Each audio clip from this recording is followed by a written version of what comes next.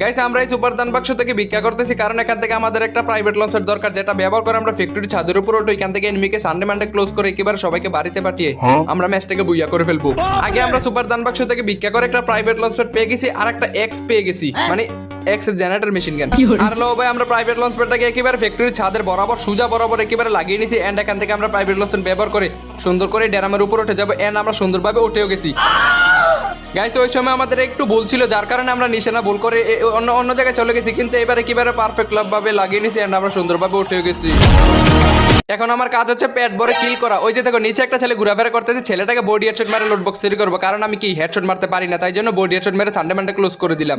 ওই যে দেখো ভাইটা আবার দৌড়ে দৌড়ে যাইতেছে, বাপরে বাপ ওর মাথা মতো একেবারে শিলির কাম লাগিয়ে দিছি, কিন্তু লোড বক্স করতে পারলাম না, এটা আমার কষ্ট।